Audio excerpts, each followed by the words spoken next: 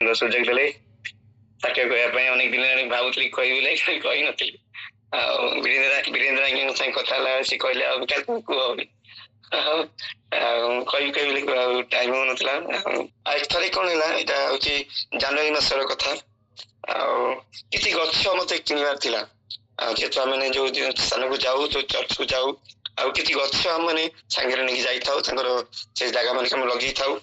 ଆଉ ଗୋଟେ ରିଟ୍ରିଟ୍ କାର୍ଯ୍ୟକ୍ରମ ଥିଲା ଆମମାନଙ୍କର ଧର୍ମପୁରରେ। ଆଉ ସେଠି ମଧ୍ୟ ଆମମାନଙ୍କର ଏକ ପ୍ରୋଗ୍ରାମ ରଖା ହେଇଥିଲା ବୃକ୍ଷରୋପଣ। ଆଉ ତେଣୁକରି ମତେ କିଛି ଗଛ କିଣିବା ପାଇଁ ଆମମାନଙ୍କର ପ୍ରେସିଡେଣ୍ଟ ଆମମାନଙ୍କର ଯିଏ ଥିଲେ କି ସମ୍ପାଦକ ମତେ କହିଲେ, ମିଖାଇଲ ତୁମେ ତ ଗଛ ବିଷୟରେ ବହୁତ ଜାଣିଛ, ଆଉ ତୁମେ କିଣିକି ଆଣିବ ସେ ଗଛ। ଆଉ ଗିଦନ ମହାରାଣା ଆୟାରଲାଣ୍ଡରେ ରୁହନ୍ତି। ଗିଦନ ମହାରାଣା କଟକର ଆମର, ସେ ଆୟାରଲାଣ୍ଡ ରୁ ଥାଇକି ମିଖାଇଲ ତୁମେ ଯାଇକି କିଣିବ, ମୁଁ ଯାହା ପଇସା ମୁଁ ପଠେଇବି, ଆଉ ତମେ ଯାଇକି କିଣ। ଆଉ ଠିକ ଅଛି ମୁଁ କହିଲି ମୁଁ କିଣିବି। ଆଉ ମୁଁ ସେଇ ସପ୍ତାହ ଯାକ ବାହାରୁଥିଲି ଯିବା ପାଇଁ ଗଛ କିଣିବା ପାଇଁ, କିନ୍ତୁ ବିଭିନ୍ନ ପ୍ରକାର କାର୍ଯ୍ୟ ବ୍ୟସ୍ତତା, ବିଭିନ୍ନ ପ୍ରକାର ସମସ୍ୟା ଏମିତି ଆସିଯାଏ, ଆଉ ମୁଁ ଯାଇପାରିନି।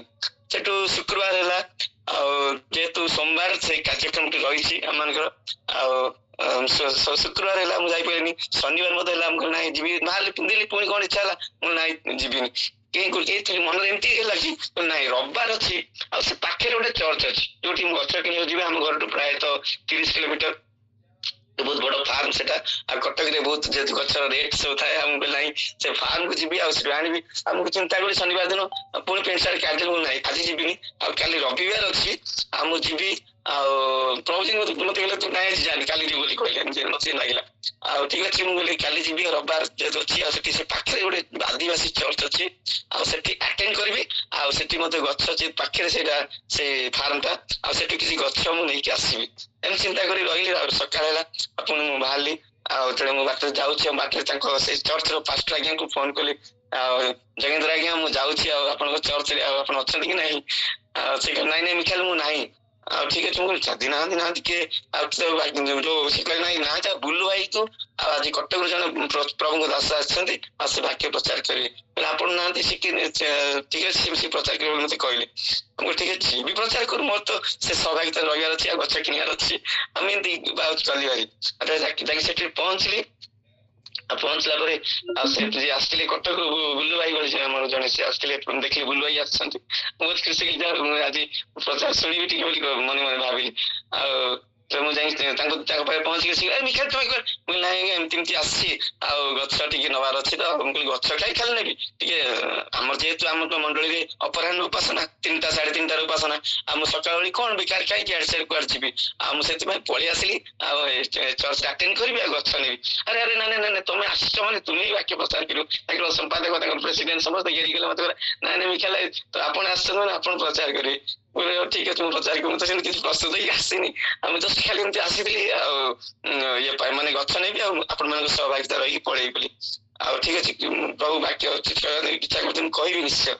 ଆଉ ସମସ୍ତ ଆରାଧନା ସମସ୍ତ ସରିଲା, ସବୁ ସରିଲା ପରେ ଆମ ବାକ୍ୟ ପ୍ରଚାର ଆରମ୍ଭ ହୋଇଲେ। ଆଉ ସେଇ ସମୟରେ ମୁଁ ପ୍ରଚାର କରୁଥିଲି, ଆଉ ମୁଁ ଦେଖୁଛି ଗୋଟେ ପ୍ରାୟ ପଛ ଧାଡିରେ ଆଉ ଗୋଟେ ବ୍ୟକ୍ତି ହ୍ୱାଇଟ ସାର୍ଟ ପ୍ୟାଣ୍ଟ ପିନ୍ଧିଛନ୍ତି, ଆଉ ସେ କାନ୍ଦୁଛନ୍ତି। ମୁଁ ପ୍ରଚାର କରେ, ମୁଁ ଟିକେ ସ୍ପିଡ ଆସିଯାଏ ଆଉ କଥା ପ୍ରଭୁ କହନ୍ତି କୋଉ କୋଉ ମୁଁ ଦେଖୁଛି, ଆଉ ସେ ଲୋକଟି କାନ୍ଦୁଛି। ମୁଁ ଏଇ ପ୍ରଚାର କରୁଥିଲି ମନୁଷ୍ୟ ବଞ୍ଚିବା ପାଇଁ ଆବଶ୍ୟକତା ଅଛି, ପ୍ରାର୍ଥନାର ଆବଶ୍ୟକତା ଅଛି, ଆଉ ବିଶ୍ୱାସର ଆବଶ୍ୟକତା ଅଛି। ପ୍ରଭୁ ଆମମାନଙ୍କୁ ପ୍ରେମ କରନ୍ତି, ମନୁଷ୍ୟକୁ ପ୍ରେମ, ଏଇ ବିଷୟ ମୁଁ ପ୍ରଚାର କରୁଥିଲି। ଆଉ ସେ ପ୍ରଚାରରେ ମୁଁ ଦେଖୁଛି ସେ ଲୋକଟା କାନ୍ଦୁଛି ପଛରେ ବସିକି।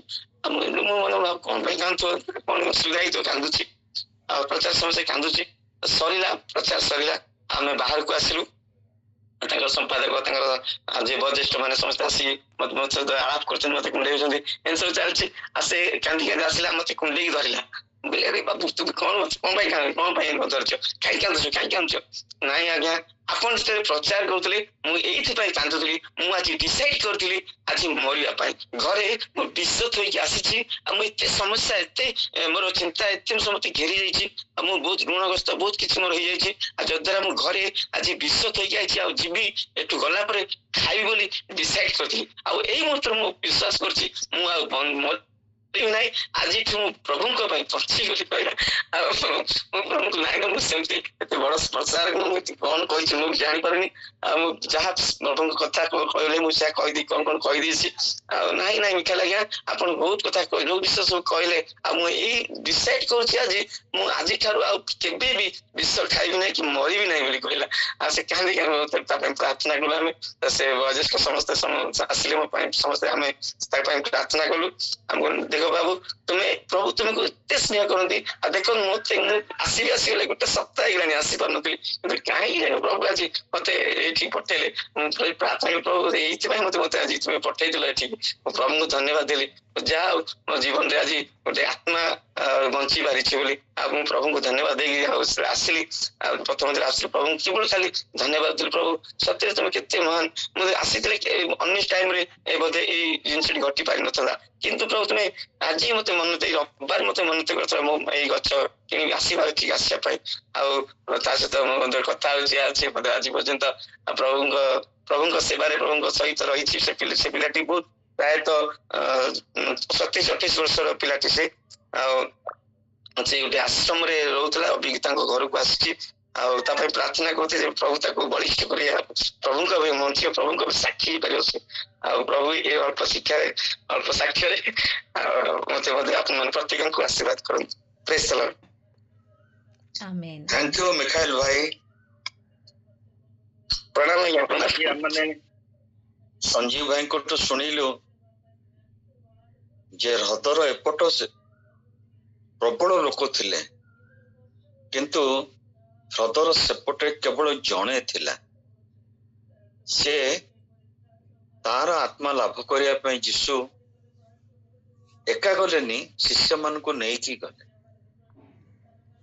ଆଉ ସେଠି ଗୋଟେ ମହା ଶିକ୍ଷା ଦେଲେ ଯେ ସୁସମାଚାର ହଉଛି ଗୋଟେ ଦୟା। ସେ ଲୋକଟି କହୁଛି ମୁଁ ଆସିବି।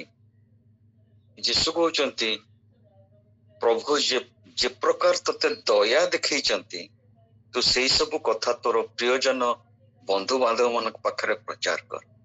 ସୁସମାଚାର ହଉଛି ଗୋଟେ ଦୟାର କାମ। ପ୍ରଭୁଙ୍କର ଅନୁଗ୍ରହକୁ ଆମେ ବାଣ୍ଟୁ।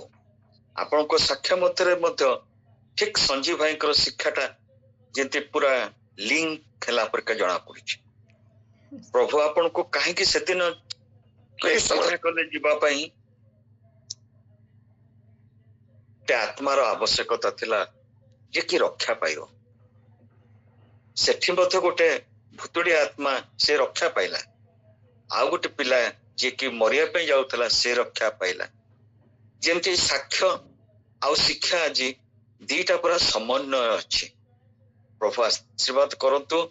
ଆମେ ସମସ୍ତେ ଆଶୀର୍ବାଦ ପାଇଛୁ।